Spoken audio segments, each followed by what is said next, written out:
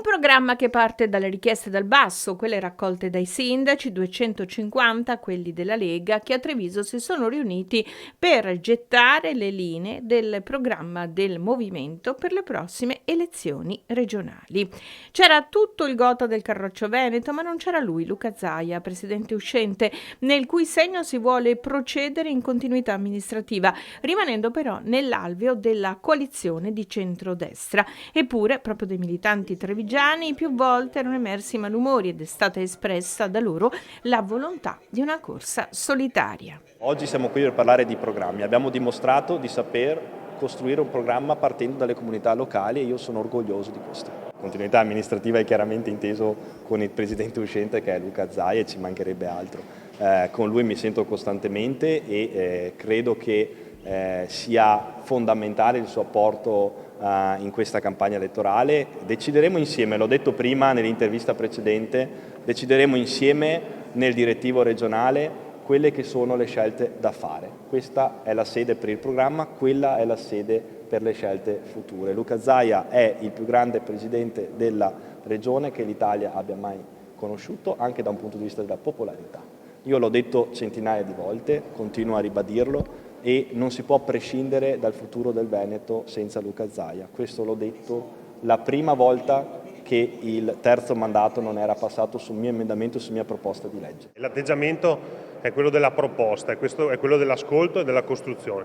Poi è innegabile che in questi giorni ci sia anche qualcuno che la campagna elettorale la sta costruendo sulla critica nei confronti dell'amministrazione regionale e non credo che sia l'ingrediente giusto per costruire un percorso insieme. È ovvio che poi alle segreterie spetta la strategia generale. È altrettanto vero che leggere quotidianamente attacchi nei confronti del presidente Zaia agita un po' gli animi della base e quindi è giusto mettere i paletti, nel senso che noi stiamo dimostrando, lo dimostriamo quotidianamente con il lavoro che svolgiamo nelle nostre comunità, lo abbiamo dimostrato stamattina, ci stiamo concentrando su una prospettiva, su una visione di territorio, ma soprattutto stiamo dando ascolto a quelle che sono le esigenze di una comunità. C'è qualcun altro invece che, invece di voler dare continuità amministrativa a una coalizione, sta cercando di evidenziare i punti critici o deboli, talvolta in modo assolutamente strumentale. Un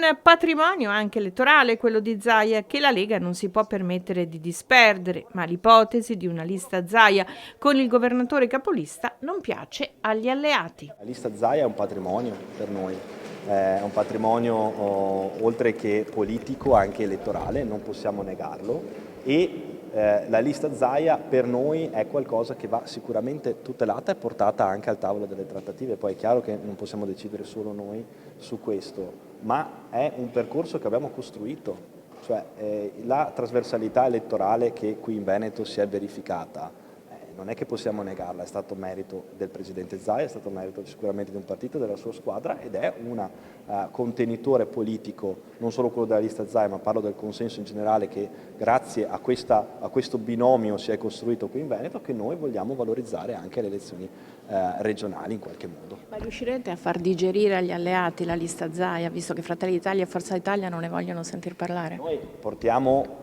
Quando si gioca, si giocano le migliori carte possibili e noi abbiamo le migliori carte possibili da giocare. Credo che il consenso di Luca Zaia possa tranquillamente essere valorizzato in qualche modo. Credo che la lista Zaia sia qualcosa di importante anche per i cittadini veneti, ma credo anche che la Lega potrà dimostrare di saper costruire un modello capace di coagulare anche quel consenso.